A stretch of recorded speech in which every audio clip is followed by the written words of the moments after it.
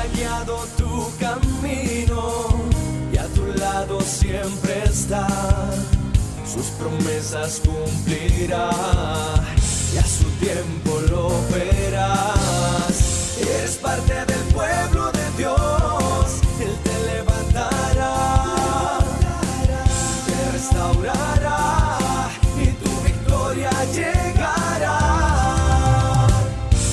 Fuiste llamado y escogido, a su voz has respondido.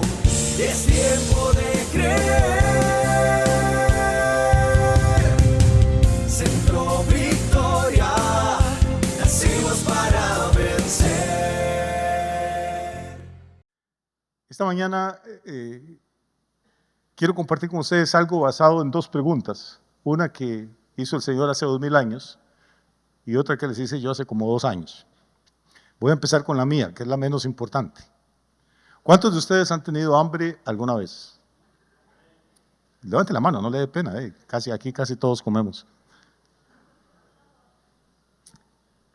¿Qué pensaría usted si yo le dijera que me está engañando?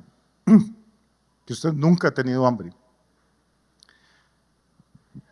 Hay una especie de proverbio, o de dicho, o de refrán popular, que cuando dos personas que son como de mala catadura, de mala pinta se juntan, uno dice, se juntó el hambre con la gana de comer. ¿La ha oído, verdad que sí? Por lo menos en nuestros países es muy común. Se juntó el hambre con la gana de comer. O sea, se juntó un vago con un perezoso. Se juntó un malcriado con un colérico. Se juntó, que sea, un ladrón con un tipo deshonesto. Se junta el hambre con la gana de comer y no deja de tener cierto sentido, cierta sabiduría. Porque una cosa es el hambre y otra la gana de comer. Yo hasta donde los conozco a ustedes, ninguno de ustedes ha tenido hambre nunca. Han tenido ganas de comer, que son cosas diferentes. Aunque la gente que redactó este refrán, pues lo hizo pensando que eran la misma cosa, pero no. Nosotros a las 12 del día, a la 1 de la tarde, normalmente tenemos hambre, decimos nosotros. Tengo hambre, voy a ver qué me como. No, tienen ganas de comer. El hambre es una sensación terrible, el hambre es una cosa que gracias a Dios nosotros no hemos experimentado y que con el favor de Dios nunca vamos a experimentar. Esa es la primera pregunta. Vamos a ir entonces a Mateo capítulo 24 y hoy no voy a hablar mucho de profecía, pero sí quiero releer un texto que todos conocen. Mateo 24 es uno de los últimos discursos del Señor antes de ser crucificado y responde a una pregunta también que le hicieron los discípulos. ¿Qué señal habrá de todas estas cosas que nos estás enseñando? ¿Y qué señal habrá de tu venida y del fin del siglo? Y entonces Jesús empieza con un discurso de corte apocalíptico. De hecho, se conoce, Mateo 24 es conocido como el pequeño Apocalipsis. Y empieza a contar una serie de cosas que usted ha oído multitud de veces, que ha oído sermones, que ha estado en estudios bíblicos. Dice que cuando Jesús salió del templo, estoy en el versículo 1, y se iba, se acercaron sus discípulos para mostrarle los edificios del templo. Para empezar, aquí hay algo interesante. Note que el templo tenía ¿qué? Edificios. Nosotros pensamos en templo y pensamos en una catedral, pensamos en una capilla evangélica, pensamos en una cosa así, pero el templo de Jerusalén era un complejo enorme. La parte frontal, la fachada, diríamos nosotros, medía como 54 metros de altura. Y alrededor de él había de todo, desde fortalezas militares, almacenes, lo que el libro de Malaquías llama alfolíes. Las iglesias evangélicas le dicen alfolí a una bolsa de chorrear café, con la que pasan recogiendo la ofrenda. Ponga la ofrenda en el alfolí. El alfolí eran almacenes. Recuerde que en Israel todos diezmaban, era toda la nación. Y si usted tenía 10 hectáreas de trigo, pues la cosecha de 1 hectárea le pertenecía al templo o al Señor. Y todos eran almacenes gigantescos. Cuando había guerras, cuando había cosas, la gente tomaba sus joyas, sus cosas de valor y las llevaba al templo. El templo funcionaba como un banco también. Había instalaciones para cambiar monedas, porque venían peregrinos de muchas naciones a adorar a Jerusalén y las monedas tenían las imágenes de los reyes. Y como la ley prohibía tener imágenes, esas monedas no podían entrar a la ofrenda del templo. Entonces había gente con mesas ahí que le cambiaban a usted las monedas extranjeras que traía por monedas judías que no tuvieran ninguna imagen de ningún ser humano. Serían como los precursores de las casas de cambio hoy en día. Había cuartos y habitaciones como hoteles para los levitas que cantaban, para los sacerdotes que ministraban. Entonces, cuando uno lee la Biblia, el problema es que la leemos con unos anteojos nuestros. Leemos que Jesús salió del templo y nos imaginamos que era una cosa como esta. No, era de hecho una ciudadela. Y los discípulos están muy orgullosos de su templo, son judíos. El templo es algo impresionante. Entonces Jesús viene saliendo del templo y los discípulos le muestran los edificios. Están tan orgullosos que Jesús les baja el ánimo de una. Y en el versículo siguiente dice que él respondió: ¿veis todo esto?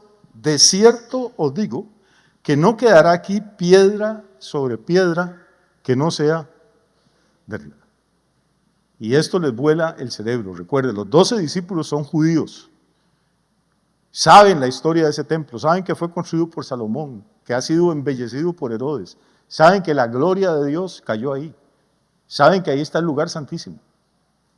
Y de pronto Jesús les dice: aquí no va a quedar nada, ni piedra encima de una piedra. Y siguió caminando y fue y se sentó al frente de las murallas de Jerusalén, se sentó en el Monte de los Olivos. Dice que estando él sentado en el Monte de los Olivos, los discípulos se le acercaron aparte, o sea, tienen abejón en el buche. Jesús los dejó heridos con eso que les dijo y han estado comentando entre ellos y no le encuentran sentido. ¿Cómo que la casa de Dios, del único Dios verdadero, va a ser no solo destruida, que no va a quedar una piedra encima de otra? Y entonces, no, pues la verdad es que no tiene ni pies ni cabeza, vamos y le preguntamos aparte. Entonces, sentado en el Monte de los Olivos, los discípulos se le acercaron aparte, diciendo: dinos, ¿cuándo serán estas cosas?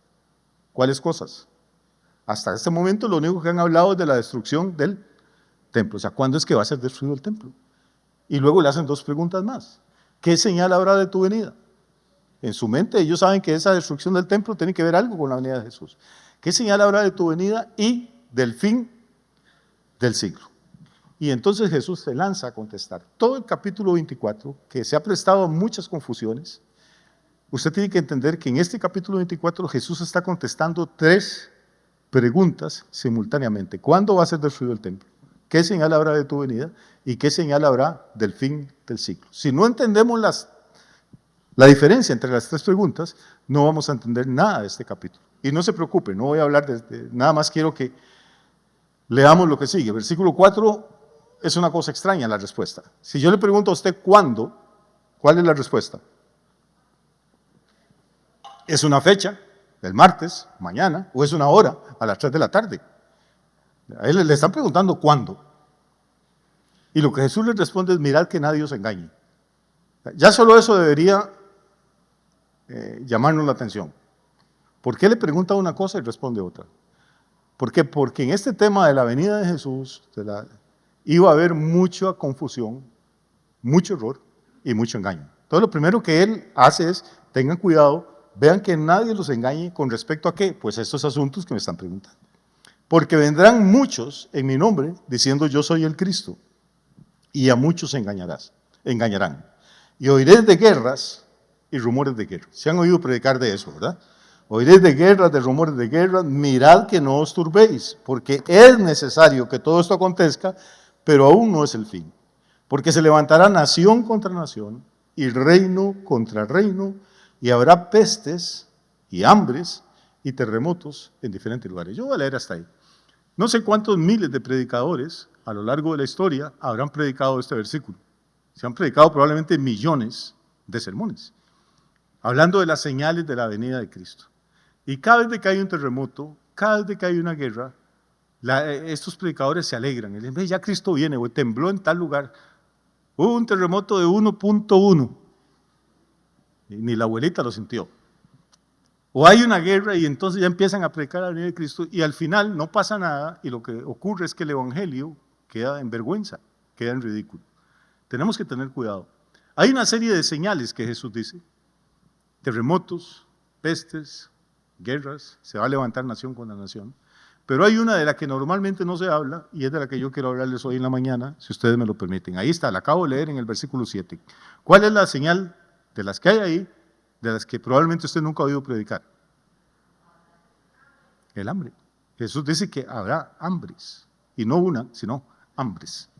Vamos a entrarle a ese asunto. Por eso le decía al principio que en realidad ninguno de nosotros ha tenido hambre. Porque si hambre fuera esas ganas de almorzar o de cenar o de desayunar que sentimos, ¿qué clase de señal sería? Pues toda la vida de que el hombre es hombre y en todos los países la gente alguna hora tiene ganas de comer. Tiene que comer, pues si no se muere. Entonces el hambre de la que Jesús está hablando aquí, tiene usted que entender que es otra cosa completamente diferente a esa necesidad de saciar el apetito que sentimos a veces. Son dos cosas completamente distintas. Tiene que ser un hambre extraordinaria para que se pueda convertir en una señal profética. No sé si me estoy explicando, pero quiero ir despacio, es importante que esto quede claro. Jesús menciona el tema del hambre y los predicadores enseñan de las guerras, del terremoto, de las pestes, del COVID, de lo que sea, pero nadie toca el tema del hambre.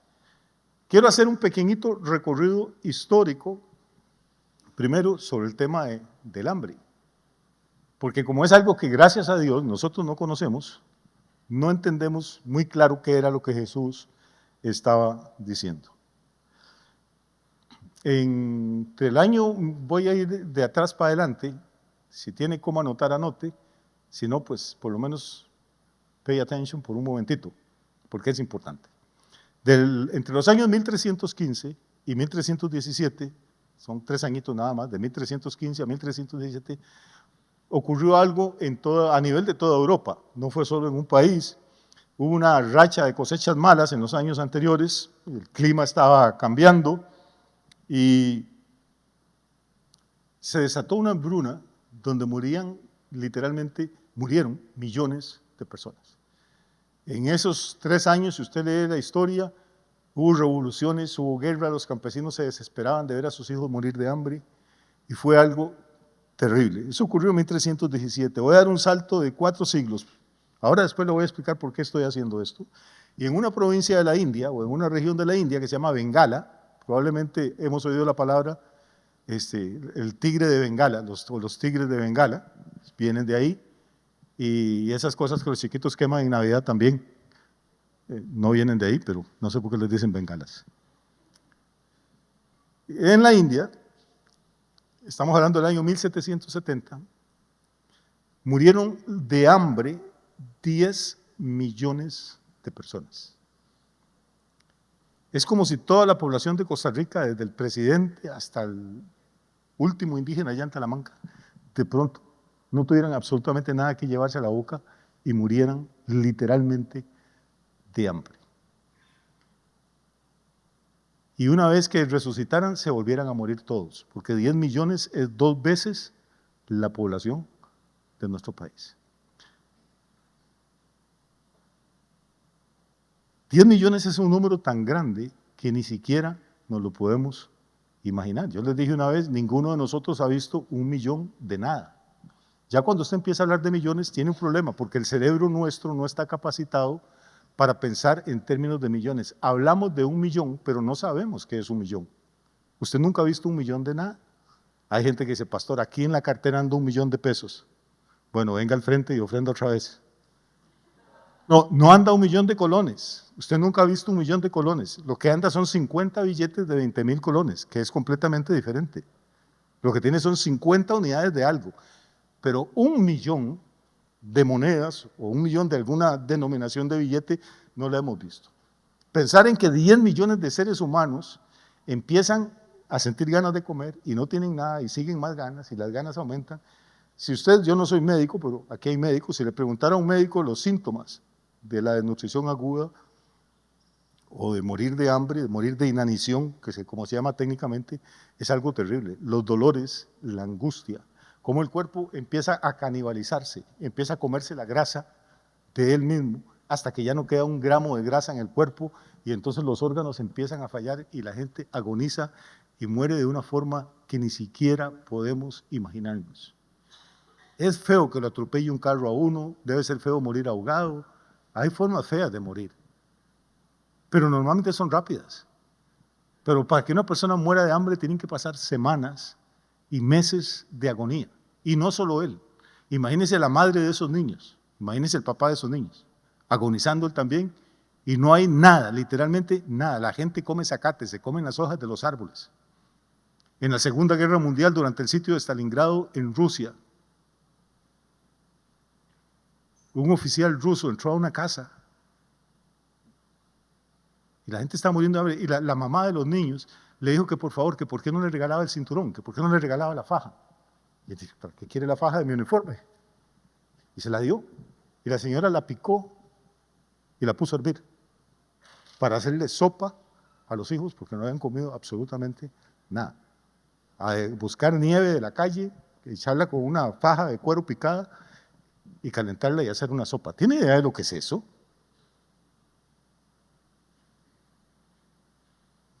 Los que somos padres de familia, el hambre es una cosa espantosa. Y Jesús dijo que una de las señales es que iba a haber hambrunas. Esto ocurrió en 1770 en Bengala, pero hay otra región de la India que se llama Chalisa. En Chalisa de 1783, en 2 años nada más, entre 1783 y 1784, murieron 11 millones de personas de hambre. ¿Y por qué se murieron de hambre? En la India, que producía y produce arroz hasta para tirar para arriba.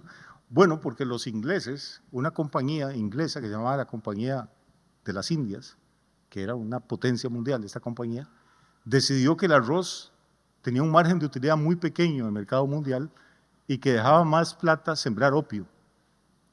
Entonces obligaron a los campesinos a dejar de plantar arroz y a sembrar opio. Y el opio sirve para drogarse, pero no para comer. Murieron 11 millones de personas para que esta compañía pudiera aumentar sus ganancias. Y entonces usted empieza a ver que la hambruna puede deberse o a catástrofes naturales, como la sequía que les hablaba al principio en Europa, o puede deberse a políticas humanas. Voy a seguir, de aquí a las 12 ya voy terminando. ¿Está bien? Vea que me estoy acercando en el tiempo, porque conforme nos acercamos, las cosas tienden a hacerse más graves. En 1845, de 1845 a 1849, hay una isla en Europa que se llama Irlanda, y en esos años, de 1845 a 1849, cayó una plaga sobre el principal alimento de Irlanda. La principal comida de los irlandeses no es el arroz ni los frijoles. Hay ticos que cuando viajan se extrañan que la gente no coma arroz y frijoles en todo el mundo, pero no, hay gente que nunca come arroz, que nunca come frijoles. Y en Irlanda la base de la alimentación es la patata o la papa. Y resulta que cayó una plaga en las plantaciones de papa de Irlanda y las arruinó absolutamente todas. En poquísimos años, de 1845 a 1849, ya estamos muy cerca de nuestro tiempo, en esa época la población de Irlanda era de 4 millones de personas y murieron literalmente de hambre 1 millón, o sea, el 25% de la población. De cada 4 irlandeses, 1 murió de hambre. Y el hambre era tan desesperada que otro 1,5 millones cogieron barcos, se montaron, no tenían dinero, pues montaban y lavaban las cubiertas del barco, vaciaban los baldes con excremento, hacían cualquier cosa para que se lo sacaran de Irlanda, y 1,5 millones emigraron a los Estados Unidos. Entonces piense, un país que tiene 4 millones de personas, se le muere 1 millón de hambre, y escapando del hambre, otro 1,5 millones se van para Estados Unidos y forman una colonia muy fuerte hasta el día de hoy en Nueva York, que es un puerto. Hay una colonia irlandesa muy fuerte, muy, muy fuerte. En Estados Unidos se celebra un día, probablemente lo han visto alguna vez, de St. Patrick's Day, o el día de San Patricio, el St. Patrick's Day, perdón. Las ciudades se visten de verde y la gente desfila por todos lados de verde, celebrando la llegada de ese 1,5 millones de irlandeses. ¿Por qué se llama de San Patricio? Porque San Patricio es el patrón que la Iglesia Católica le puso a Irlanda. Y usted puede ver todos los años en televisión, es un desfile impresionante. 1 millón de muertos ya muy cerquita de nosotros. Paso más cerca, China. Y ahora sí, prepárese porque vienen las cosas interesantes. El año 1907, ya estamos en pleno siglo XX, se mueren en China, hay una serie de inundaciones y se pierden las plantaciones de arroz de China. Y se mueren en China de hambre 25 millones de personas, 5 veces la población de Costa Rica. Pero uno no oye predicar de esto nunca. Que habrá guerras, que habrá terremotos, pero ¿qué pasó con el hambre? Estamos hablando no de miles de muertos, ni de centenares de miles. Estamos hablando de millones de seres humanos agonizando durante meses hasta que mueren. Voy un poco más cerca, 1921 a 1922, hace 100 años. Y estoy en Rusia. Acaba de terminar la Primera Guerra Mundial. La Primera Guerra Mundial dura desde 1914 hasta 1918, más o menos. Y en plena Primera Guerra Mundial ocurre en Rusia una revolución, la revolución bolchevique o la revolución rusa. Es el año 1917. Se juntan las dos cosas, la guerra mundial, que Rusia está perdiendo, la revolución interna para derrocar a los zares y montar un gobierno comunista, y en ese lapso de poquísimos años se mueren en Rusia 5 millones de personas. Y ya estamos en el siglo XX, no estamos muy lejos. Pero hay más. Esa revolución, que se conoce como la revolución bolchevique, que era un partido político, triunfa, matan a los zares, matan a la esposa, matan a los hijos y se establece un gobierno comunista en Rusia, que dura más o menos 70, 75 años. Rusia es gigantesco, era un país enorme, la URSS, la Unión de Repúblicas Socialistas Soviéticas, ocupaba la 6ª parte de toda la superficie de este planeta, pero la región más rica, donde se producen más alimentos, es Ucrania, y ahora se va a entender por qué hay en estos momentos una guerra y cómo todas estas cosas se conectan con lo que está pasando cuando usted empieza a ver que hay un patrón en esto. Rusia está gobernada por un dictador que fue uno de los peores asesinos o el peor asesino en masa, el peor genocida de la historia, que se llamó Joseph Stalin. Y Stalin decide que los ucranianos no son de confianza y entonces manda a las tropas para que recojan todas las cosechas que se produzcan en Ucrania y se las lleven a las otras. Rusia se convierte en una federación, por eso se llama URSS, Unión de Repúblicas Socialistas Soviéticas. Sacan todos los alimentos de Ucrania para dárselos a las otras repúblicas que son más afines a Stalin y a sus políticas, y ocurre en Ucrania algo que se llama el Holodomor, que posiblemente nunca han oído hablar de él. Escríbalo ahí para que lo busque y no me crea a mí, porque es malo creerle todo lo que dicen los pastores, mejor investigue por usted mismo. Holodomor con H. Holodomor. ¿Cuál es la consecuencia de esa decisión política que toma Stalin?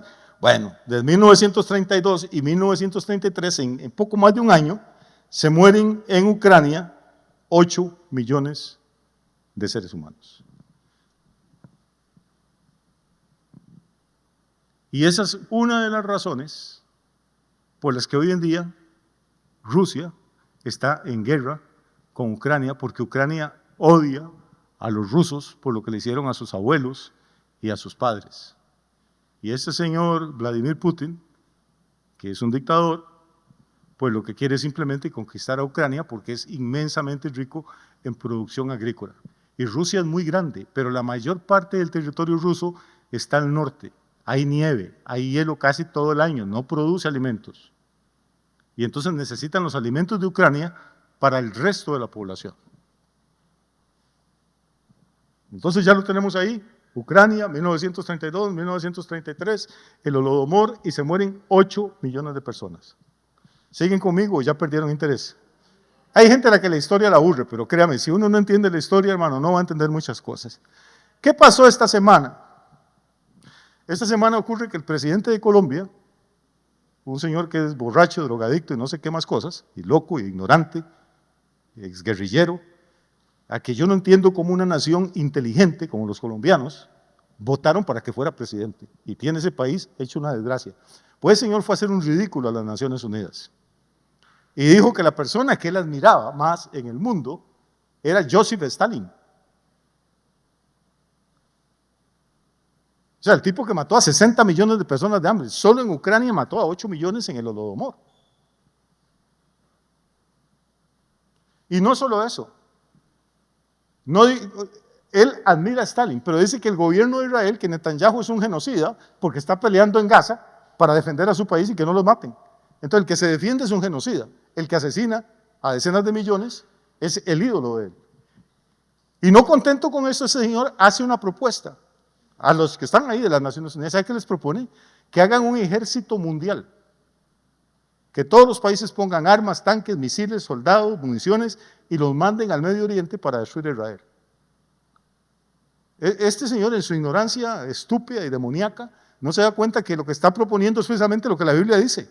Dice que al final de los tiempos todas las naciones van a hacer una unión y van a atacar a Israel. Por suerte que nadie le hace caso. Pero se levantará otro más inteligente al que sí le van a hacer caso. Eso hizo esta semana. Y después cogió un megáfono, un presidente de un país como Colombia. Cogió un megáfono y se fue a la calle a gritarle a los soldados de Estados Unidos que no le hicieran caso a Trump. Y que se rebelaran contra los oficiales. Inmediatamente lo bendijeron cancelándole la visa. Nunca más va a poder poner un pie en Estados Unidos, ni como presidente, ni como turista, ni como nada. Es que hay que ser imbécil con H, con Z, con N, con V.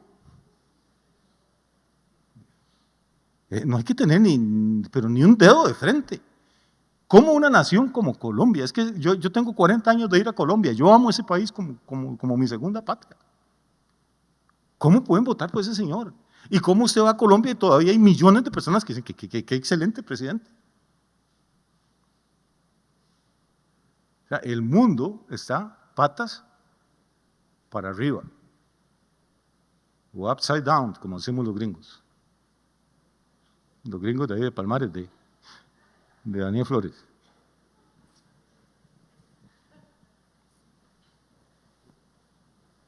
Entonces vea que ya no estamos hablando de algo muy lejano, estamos hablando del Holodomor en Ucrania, que fue entonces de 1932 a 1933. Pasan 10 años y volvemos a Bengala, a la India. Se mueren 3 millones en plena Segunda Guerra Mundial, pero estos mueren de hambre. Subimos un poquito más a 1959. Ya hay gente que me está escuchando aquí que ya había nacido en esa época. Pero probablemente usted jamás va a oír hablar de esto a menos de que venga a Centro Victoria. Entre 1959 y 1961 ocurre la mayor hambruna de la historia. La organiza y la monta un señor que se llama Mao Zedong, o Mao Zedong, que es la competencia de Stalin. Los dos tenían una carrera de ver cuál lograba matar más gente. Los dos son comunistas, para gloria de Dios. Stalin se duda, se discute mucho. La gente dice que mató 60 millones de personas, los que lo defienden dicen que es una calumnia, que solo mató a 40 millones.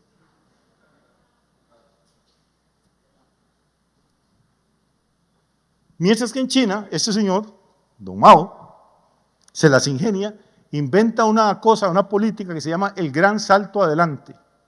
Y dice que el gran salto adelante necesita industrializar China, que es una nación durante miles de años de campesinos y agricultores, y que eso no produce nada, que lo que hay que hacer son industrias, y que aquí hay, en esta aldea hay 100,000 personas, hay que agarrarlas y llevárselas para la ciudad y construirles una fábrica y que trabajen ahí. Y en ese gran salto adelante, las tierras quedan despobladas y se mueren 25 millones de chinos. Estoy hablando 1900, ya aquí donde estamos, 1959.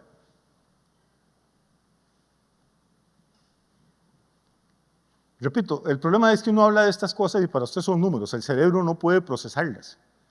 Ver agonizar a 25 millones de personas, tiene que ser algo terrible. Y no hay plata para darles comida, pero hay plata para hacer tanques, aviones de guerras, balas, lo mismo que pasa en Gaza. Dicen que la gente se muere de hambre, pero tienen misiles hasta para tirar para arriba. Volvemos un poquito atrás, nada más, a 1944, 1945, está terminando la Segunda Guerra Mundial, y en otro país del Oriente, en Vietnam, los japoneses lo invaden y dejan que se muera de hambre 1,5 millones de personas.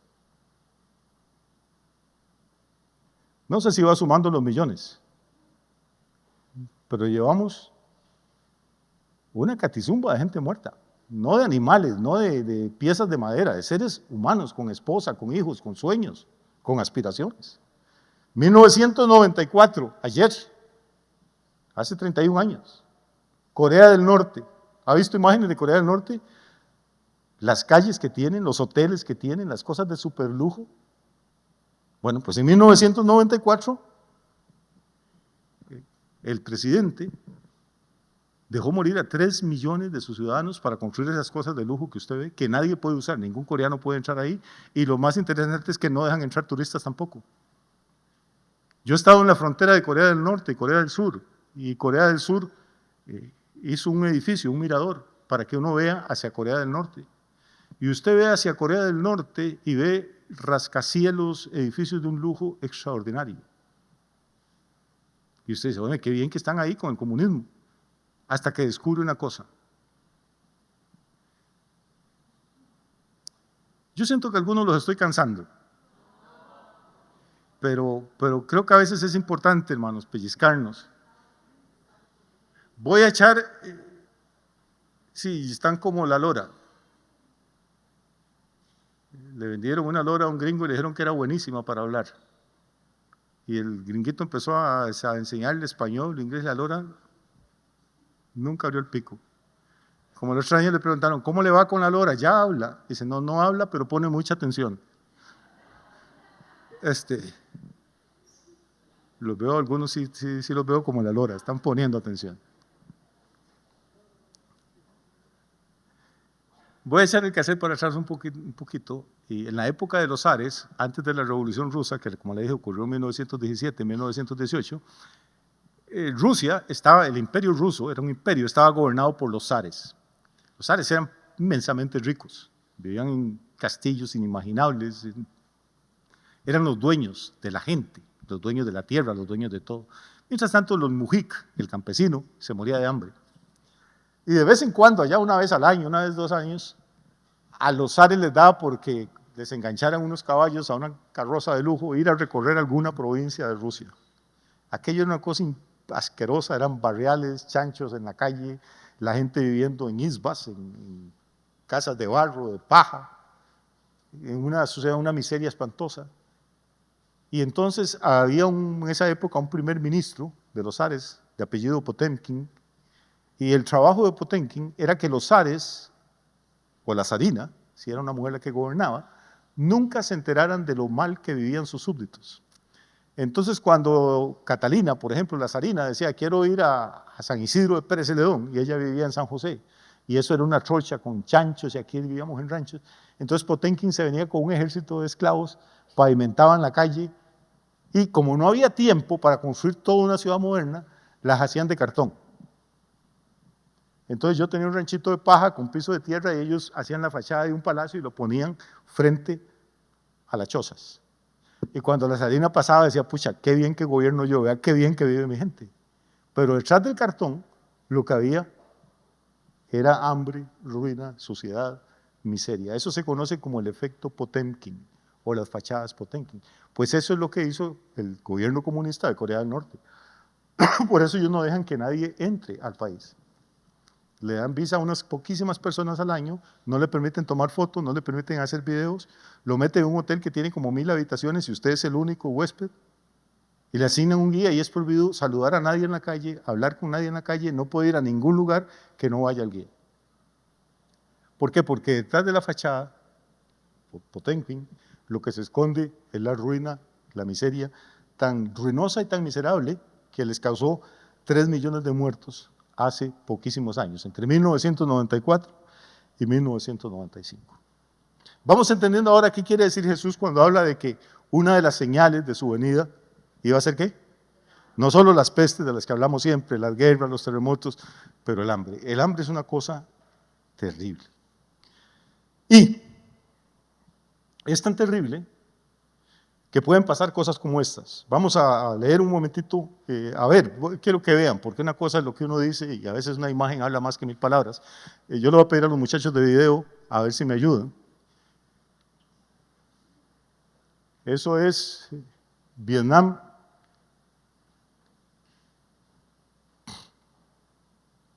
(1945) Esto no es Vietnam, esto es Alemania, 1945, judíos en los campos de concentración. Eso es lo que hace el hambre. Hay gente que después, aunque lleguen y le den un vaso de leche o comida, más bien la comida los mata, porque ya el sistema digestivo ya colapsó.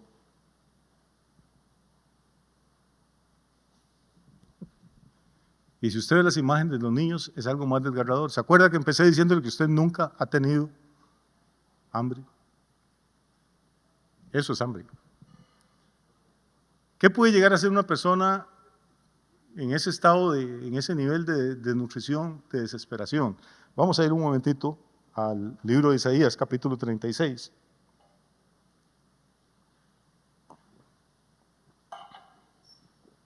Isaías 36.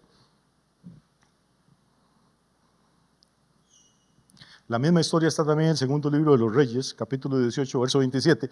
Pero nosotros vamos a ir a Isaías 36, 12. El rey de Asiria viene y rodea con su ejército la ciudad de Jerusalén. Algo similar a lo que está ocurriendo ahora. Y manda a sus emisarios para que hablen con los emisarios del rey de Jerusalén. El Rabsaces es uno de los emisarios, es un título, eso no es un nombre, es uno de los emisarios del rey de Asiria. Vamos a ir mejor al 10 porque no van a entender lo que pasa ahí si no. Y le dice, ¿acaso vine yo ahora a esta tierra para destruirla sin Jehová? Está hablando un pagano, dice, Jehová me dijo, sube esta tierra y destrúyela. Entonces le dijeron Eliaquim, Sebna y Joás. Eliaquim, Sebna y Joás son funcionarios del rey Ezequías, del rey judío. Y le dicen a los funcionarios del rey de Asiria algo. Le dicen, te rogamos que hables a tus siervos o que nos hables a nosotros en arameo, el idioma de Asiria. ¿Por qué? Porque nosotros lo entendemos, o sea, son diplomáticos, hablan varios idiomas. Nosotros entendemos la lengua de ustedes, háblenos en arameo y no nos hables con nosotros en la lengua de Judá, o sea, en hebreo. ¿Por qué? Porque lo oye el pueblo que está sobre el muro. La gente está sitiada ahí adentro, ya están empezando a tener hambre y están parados en el muro para oír qué están hablando. Ahí abajo están los funcionarios discutiendo el destino de ellos, el destino de la ciudad. Y los asirios están levantando la voz y hablan hebreo también. Recuerde, también ellos son diplomáticos. Entonces los diplomáticos de Judá le dicen, oiga, no nos hable en hebreo porque lo va a oír la gente que está en el muro y se asustan. Háblenos en la lengua de ustedes, en arameo, que nosotros lo entendemos bien. Oiga la respuesta de los asirios. Y les dijo el Rabsaces, ¿acaso me envió mi señor a que dijera estas palabras a ti y a tu señor? O sea, a ti y a Ezequías el rey, y no a los hombres que están sobre el muro. ¿Y qué sigue?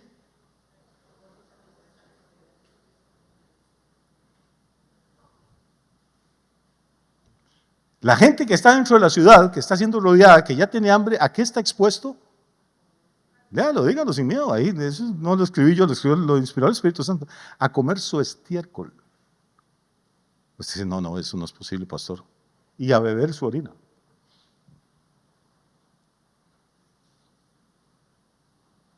Y no, pastor, eso es la Biblia.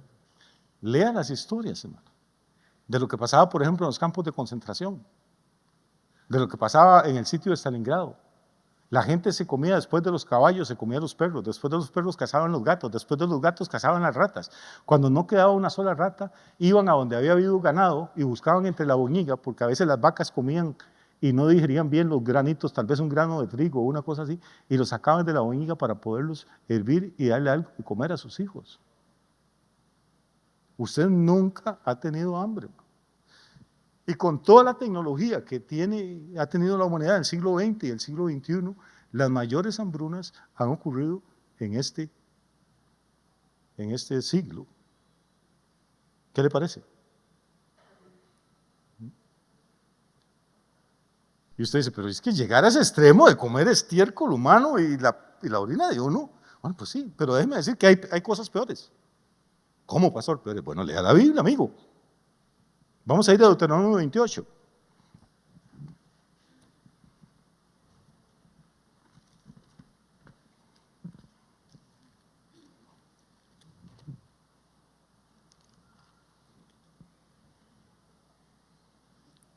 Versículo 54. Oiga lo que está diciendo Moisés, inspirado por Dios, al pueblo de Israel. Dice, el hombre tierno en medio de ti y el muy delicado, o sea, no estamos hablando de un tipo rudo ni nada, un tipo sensible, delicado, el hombre tierno, dice, mirará con malos ojos a su hermano y a la mujer de su seno, o sea, su esposa, y al resto de sus hijos que quedaren, ya otros murieron en la guerra o de enfermedad, pero los que le queden vivos, para no darle a alguno de ellos de la carne de sus hijos que él comiere. Vamos a ver si estamos entendiendo. Miren que yo tengo 7 hijos y el hambre es tan espantosa que mato a uno. Digo, aquí no vamos a morir, mi mujer, va a morir yo y 7 hijos, son 9. Sale más barato matar a uno y que vivamos 8. Pero el hambre es tan terrible que dice que ese hombre tierno y delicado que mató a su hijo va a mirar con malos ojos a su esposa cuando se arrime a pedirle un pedacito. Va a ver con malos ojos a sus 6 hijos que le queden cuando se arrimen a pedirle un dedo o una oreja para comer.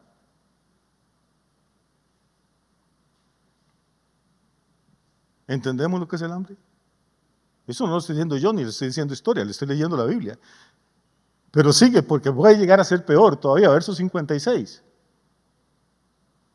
La tierna, ahora ya no es el varón, la tierna y delicada entre vosotros, que nunca la planta de su pie intentaría sentar sobre la tierra. O sea, esa mujer de dedito parado, la más delicuitas, la más fifí.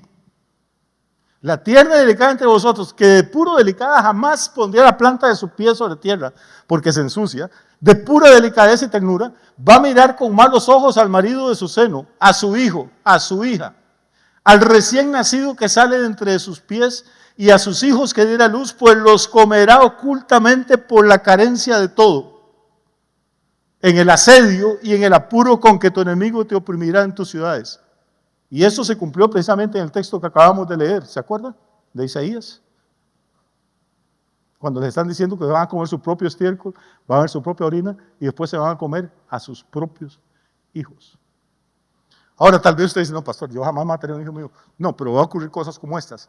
De sus 5 o de sus 7 hijos, uno se muere de desnutrición. El más debilito, el más flaquito, ese se va a morir primero. Y usted tiene 2 opciones. O lo entierro y no tengo ni fuerzas para hacer un hueco, o lo dejo que se descomponga ahí el cuerpo y o lo aprovechamos y tratamos de salvar la vida de los otros. Y lo cocinamos. Eso es para que usted nunca vuelva a decir que tiene hambre. Diga que tiene ganas de comer.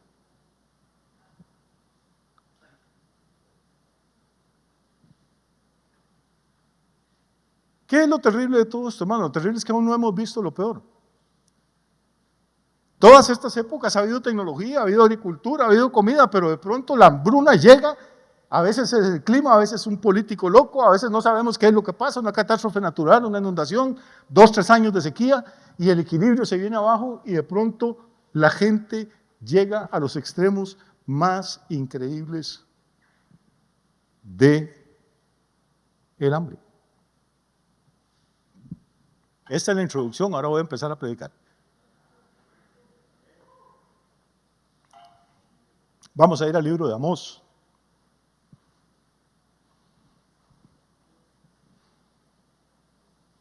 Amós tenía una esposa Sopetas y ella quería decirle amor. Y lo llamaba a almorzar y le decía, Amós, ya está el almuerzo, Amós. Y se quedó así. Bueno, Amós, capítulo 8.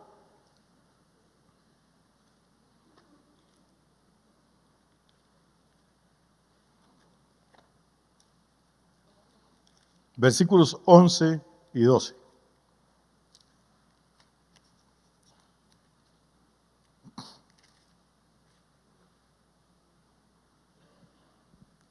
Es una profecía muy corta, pero es importante porque probablemente no la ha oído mencionar usted muy a menudo, es importante que la conozca. Está profetizando este hombre de Dios y dice, he aquí vienen días, dice Jehová el Señor, he aquí vienen días, dice Jehová el Señor, en los cuales enviaré hambre a la tierra. Note que no es un hambre corriente, dice que Dios que Él la va a enviar.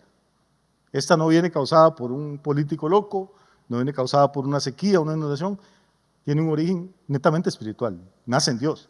Vienen días, dice Jehová el Señor, en los cuales enviaré hambre a la tierra, no hambre de pan, ni sed de agua, sino de oír, ¿qué? La palabra de Dios. ¿Cuántas veces la Biblia compara la palabra con el pan, con el alimento?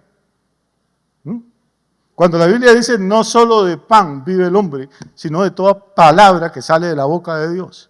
Así como el cuerpo necesita desesperadamente el alimento para no ponerse como esos pobres vietnamitas o esos pobres judíos en los campos de concentración, su espíritu necesita desesperadamente el pan de la palabra.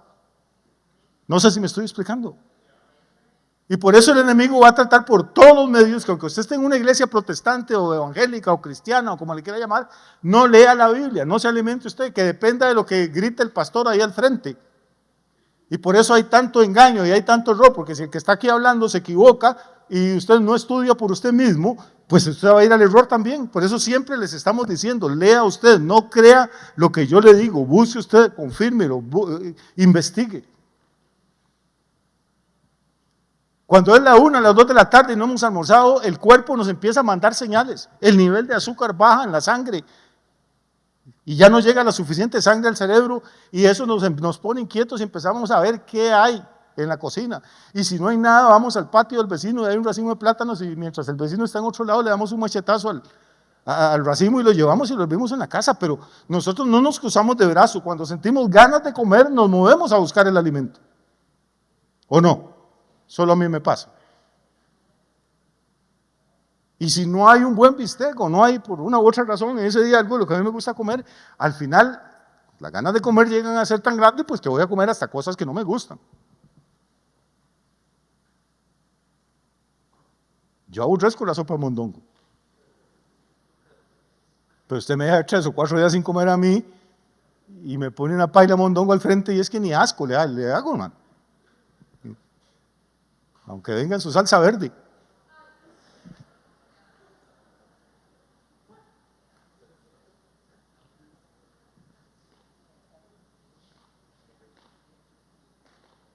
Mi pregunta es, hermano, así como a las 12 o a la 1 o a las 2 sentimos esa ansiedad por buscar el alimento, ¿cuántos de nosotros sentimos esa ansiedad por buscar la palabra? Porque estamos viviendo en un tiempo de hambruna espiritual y espérese a que le diga lo que le voy a decir. Dice el apóstol Pedro, desead como niños recién nacidos. ¿Qué? La leche espiritual no adulterada para que por ella crezcáis para salvación. Los que han tenido bebés, ¿ha oído usted un niño llorando porque quiere mamar? Usted dice, ay, ¿cómo llora el chiquito? Tome, papita, ¿qué le compré este juguete? El niño sigue llorando. Usted dice, ya no llore, mi amor, le compré mantillitas nuevas. El niño llora. Ya no llore, mi amor, lo voy a entalcar. El niño grita y llora porque está desesperado por una cosa. No quiere juguetes, no quiere mantillas, no quiere talcos, quiere leche. Y si no le dan, se muere porque él depende de esa leche para poder crecer. El día que los cristianos entendamos esto, hermano, ¿por qué nos quedamos siempre chaparros espiritualmente? ¿Por qué nos quedamos enanos? ¿Por qué somos raquíticos? ¿Por qué a nivel espiritual nos vemos como esos vietnamitas de ahí o como los pobres judíos del campo de concentración? Porque nuestra alma está desesperada por leche espiritual y lo interesante es que dice no adulterada. Y hay que poner atención a eso. Ustedes no conocieron eso todavía y los niños de ahora creen que la leche la producen en unas botellas. Que no, hay niños que no han visto una vaca nunca. Pero cuando yo crecía, había unos señores que se llamaban el lechero. Y los lecheros andaban con un caballo, con unas alforjas, y andaban unos tarros de aluminio, con una tapa que tenía ahí grande. Ustedes no han visto eso, pero ahora los venden en las tiendas de antigüedades, imagínense. Y el lechero tenía 2 o 3 vaquitas por ahí en su potrero, las ordeñaba, llenaba esos tarros y las vendía. Casa por casa, silbaban, volviendo a los proverbios de los campesinos nuestros, cuando algo dura mucho, como este sermón, la gente dice, es más largo que un silbido lechero, porque cuando el lechero llegaba a un pueblo, tenía un silbido peculiar, para que las señoras salieran de la cocina con una olla, y él les echaba la leche en la olla. Ellos no se lavaban las manos, no le lavaban las uvas a las vacas, no lavaban el tarro, pero esa leche alimentaba. Pero el negocio no estaba en vender la leche. El negocio estaba en que casi todos los lecheros, no puedo decir que todos, pero casi todos, tenían como un complejo de cura o de pastor. Y les encantaba bautizar. Pero no bautizaban gente, bautizaban la leche. Leche. Entonces el 80% del tarro era leche y lo terminaban de llenar con agua, movían eso bien o la yegua lo movía y donde iba caminando, Y usted, como no tenía laboratorio en la casa, no sabía cuánto era leche y cuánto era agua. Eso se llamaba agua bautizada, leche, perdón, bautizada. Pedro era más educado que nosotros y no dice, deseen la leche espiritual no bautizada, sino la leche espiritual no adulterada, que es exactamente lo mismo. Ya en la época de Pedro había lecheros maldosos. Y Pedro sabía que unos vendían leche pura y otros vendían mezcla de leche con agua. Pues con la palabra, dice Pedro, pasa lo mismo. Deseen como niños recién nacidos la leche espiritual no adulterada. O sea que como la leche de vaca se puede adulterar, la leche de la palabra puede ser adulterada. Entonces dice el Señor, según Amós 8:11, que vienen días en que Él va a enviar a este planeta hambre y sed. Pero no hambre de pan, ni sed de agua, sino, ¿qué? De oír la palabra de Jehová. El versículo que sigue es más inquietante todavía. 12. Dice, e irán errantes de mar a mar, desde el norte hasta el este, discurrirán buscando palabra de Jehová. ¿Y qué? O sea, es hambruna. Es tener hambre de algo y recorrer el planeta desde el Océano Atlántico hasta el Pacífico y desde el norte de Canadá hasta el este de China y no encontrar palabra de Dios. Y uno dice, pero ¿cómo va a ser posible si predicadores hasta que estorban ahí en la radio, en la televisión, cada cuadra hay un montón de iglesitas por ahí predicando el evangelio? ¿Quién sabe? ¿Quién sabe? Porque dice el Señor que una de las cosas, dijo Jesús en Mateo 24:7, de las señales de su venida es que iba a haber hambrunas. Y ya vimos que a nivel físico han existido un montón y hay todavía. Pero también aquí está hablando, Jesús habló en plural, dijo hambres. Va a haber otra hambruna, pero ya no de carne, ni de arroz, ni de frijoles, ni de arepas, sino una hambruna por la verdadera palabra de Dios. ¿Cuándo va a ocurrir eso? Tengo dos ideas que pueden ser ideas mías nada más. Una va a ocurrir cuando la iglesia de Cristo sea arrebatada. Esos predicadores que le caemos mal ahora a medio mundo, que hasta que estorbamos, que por todo lado, un día la gente va a buscar dónde está aquel tipo que predicaba, dónde está aquella gente que hablaba de la salvación, dónde está la gente que hablaba de Cristo. Y los van a buscar y no los van a encontrar porque el Señor los ha arrebatado. ¿Amén? ¿Dónde está aquel vecino que me invitaba a la iglesia, que me caía tan mal cada vez que me decía, y ahora necesito que me lleven a algún lado porque yo estoy desesperado? Y no lo va a encontrar. Por eso la misma Biblia dice que buscad a Jehová mientras puede ser hallado, llamadlo en tanto que está cercano, porque hoy es el día de la salvación. Mañana no sabemos absolutamente nada. Ni siquiera sabemos si vamos a estar aquí. Ni siquiera sabemos si la trompeta del Señor va a sonar dentro de media hora. Y la gente que ahora le hace mala cara a usted cuando usted le da testimonio, cuando le habla del Evangelio, cuando le habla de la Biblia, cuando lo invita a la iglesia, esa gente lo va a buscar a usted, pero no lo va a encontrar. Porque usted va a estar en un lugar donde no puede ser hallado, donde no va a entrar ni carne, ni sangre, ni nada inmundo, ni nada que se opone al Evangelio del Señor.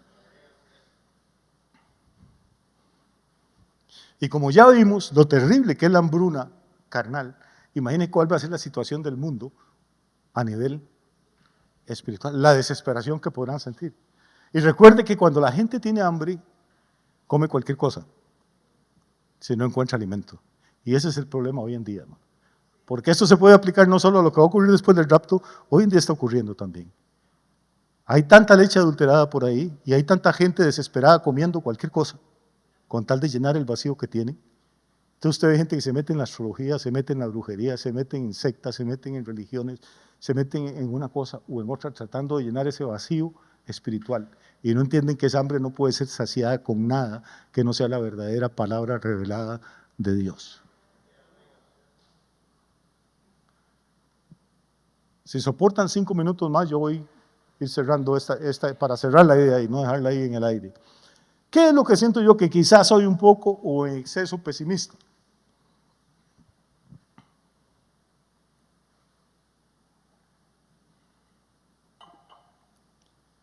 Yo pienso que nos estamos moviendo hacia ese momento, hacia esa hambre que dice el Señor. Hoy en día hay tantas falsas doctrinas, hermano. Hoy en día la gente cree cualquier cosa. Usted entra a YouTube o entra a TikTok y se queda asustado, hermano. Lo que la gente hace en las iglesias que dicen que son cristianas. Que sale aceite de las paredes, sudan aceite y recogimos 3 baldes de aceite. Que llueve oro y la gente cree todas esas babosadas. Que hay un predicador en Estados Unidos que convierte el agua en vino y oiga, las iglesias quedaron vaciadas. Esto ocurrió hace como 8 o 9 años. Todos iban a los cultos del predicador que convertía el agua en vino. A mí qué me importa si convierte el agua en vino o en Bavaria. Pero lo peor es que después le dan una botella de agua sellada, de esas que uno compra ahí, y la tenía en la mano y nadie le está poniendo atención a las tonteras que predica. La gente lo que tiene la atención es en la botella para que no haga ningún truco. Y cuando termina de predicar, el agua está morada. Es vino y la gente aúlla y grita y habla en lenguas y se tiran al suelo y le besan las patas al predicador. Hasta que alguien inteligente descubre que antes de que el culto empiece, inyectan la botella con un químico transparente y que con el calor de la mano, al mover el pastor y al estar sudando, genera calor y que ese químico con el calor tiñe el agua de morada. Y durante 3 o 4 años este hombre se hizo millonario, estafó a miles de personas. Iglesias verdaderas donde había santos de Dios, hombres de Dios que tenían 20, 15, 30 años de predicar la verdad, los hermanos los dejaban hablando solos y se iban porque no podían volver el agua en vino. La gente consume cualquier imbecilidad. Hay iglesias donde el pastor le dice a la gente que pasen porque él tiene un don en el pie y les sana el cáncer del estómago a patadas. ¿No me cree? Busca, ahí están los videos, son reales. La unción de la manguera, conectan un tubo ahí atrás y la gente pasa y el pastor les echa agua como si fuera bombero. Y el poco de ignorantes salen felices, empapados y arruinados. ¿Cuándo Pedro, cuándo Juan, cuándo Jesús andaba manguereando a la gente o pateándola en el estómago? Pero como no leen la Biblia, tienen un vacío espiritual como lo tenemos todos los seres humanos, y como no encuentran pan, terminan comiendo estiércol. No sé si me estoy explicando. ¿No? Esa es la situación hoy en día, es lamentable. Con tanta gente estudiada, con tanta gente en los colegios, con tanta gente que sabe leer y escribir, con tantas universidades, con tantas formas y con tantos millones de personas engañadas. Estamos llenos de falsas doctrinas. No hace todavía 15 años se levantó un hombre de Puerto Rico, Miranda.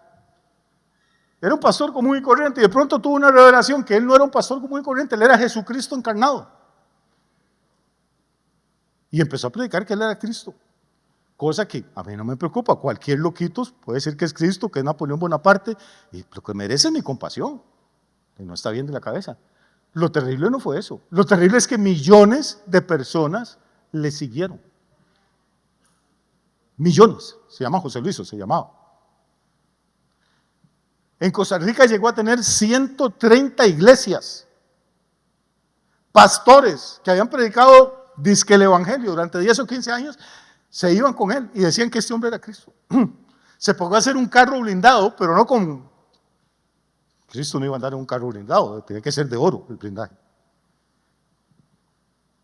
Él le decía públicamente en los sermones a la gente que el diablo no existe, que el pecado no existe porque él lo había destruido en la cruz del Calvario 2000 años antes, y que él para ser feliz, para estar normalmente estable emocionalmente, necesitaba tener sexo con 2 mujeres al día y tomarse 1 litro de whisky al día.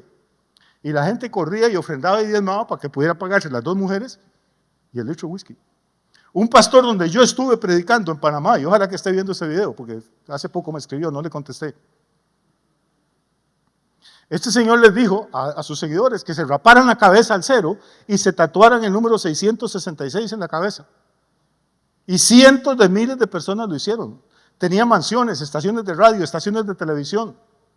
Y hace como 8 o 7 años le anunció a la gente que él no iba a morir nunca, sino que iba a ser transformado al final de ese año.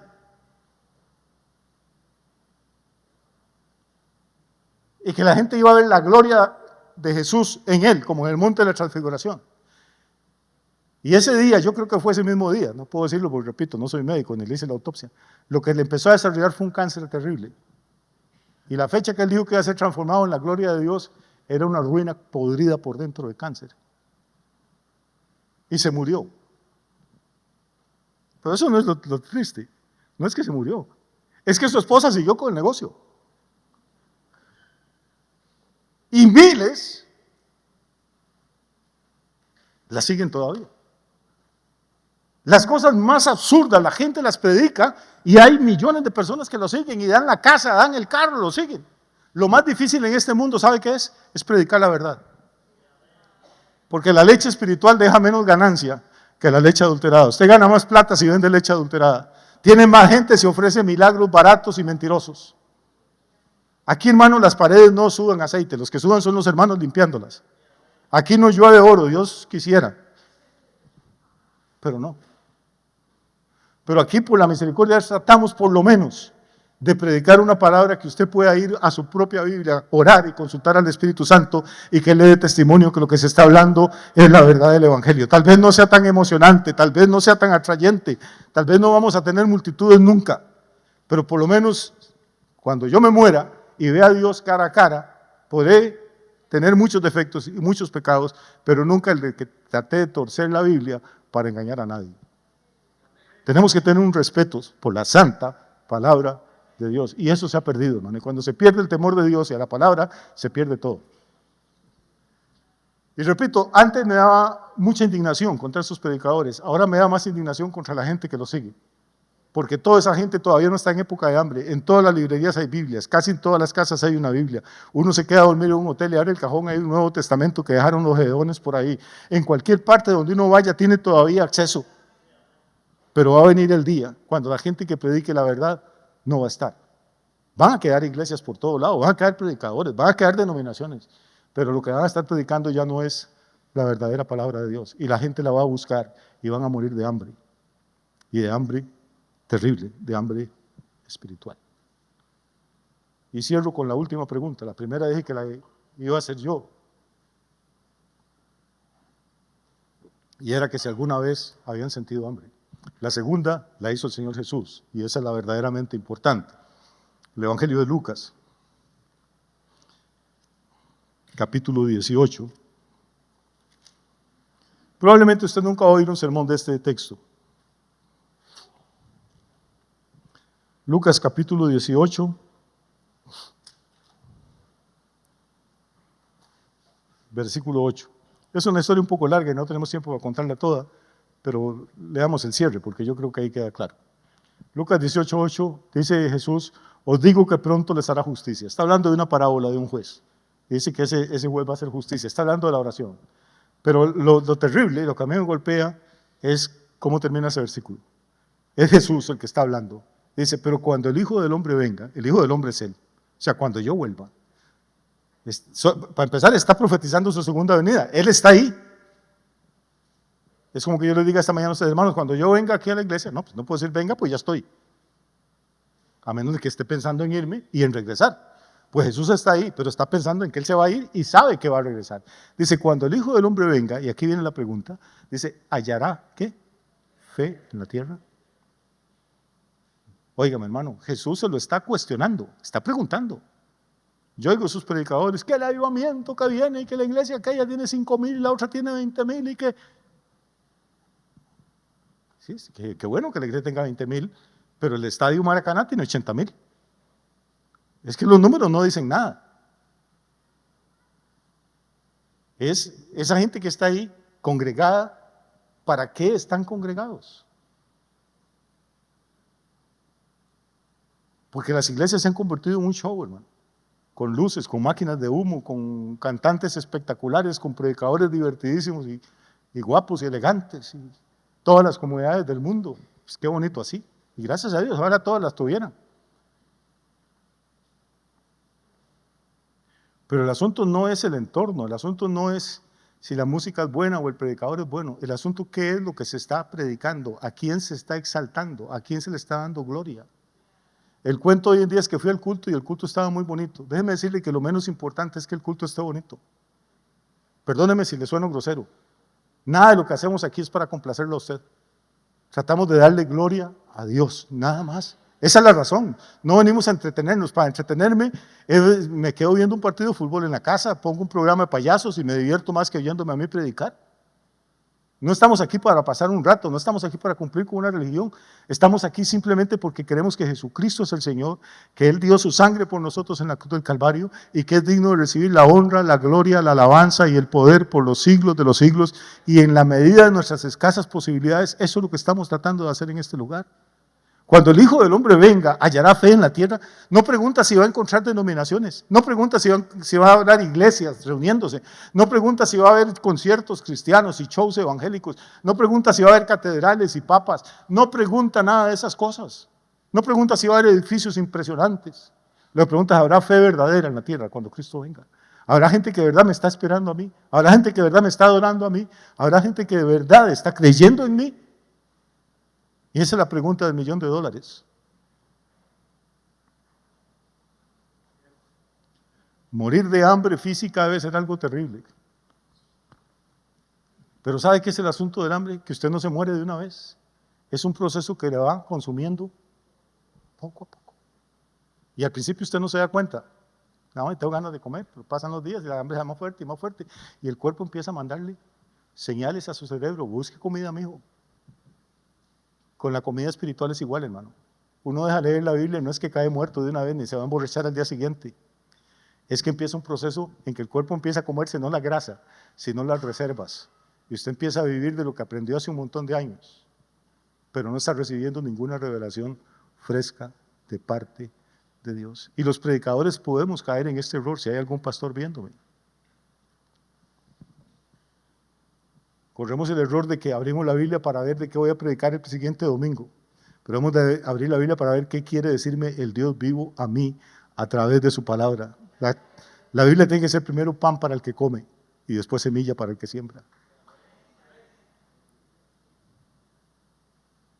Y si eso nos pasa a los predicadores, imagínense a las ovejas.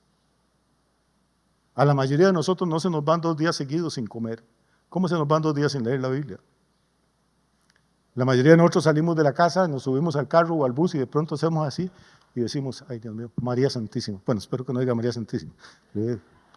Ay, dejé el celular y nos volvemos locos. ¿Sabe, chofer? Y pare el bus y me bajo del carro, ¿cómo moverse en celular a la casa? ¿Cuándo fue la última vez que le agarró ese ataque por haber dejado la Biblia en la casa? ¿Por qué? Porque consideramos que el celular es... Para que yo funcione, que sin celular uno está muerto, pastor, ahí ando la lista de contactos, los números, la agenda, el PIN, las cuentas de banco. Bueno, hermano, en la Biblia yo tengo algo que vale más que todo eso.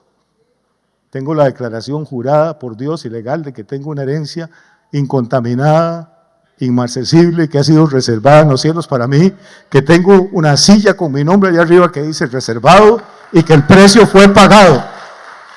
Yo no tengo que pagar nada porque ya todo el precio fue pagado. Así que yo quiero animarlo esta mañana. La venida del Señor está más cerca de lo que nosotros podemos imaginar. Y una de las señales es que va a haber hambre. Hermano, es triste ver a un ser humano morirse de hambre.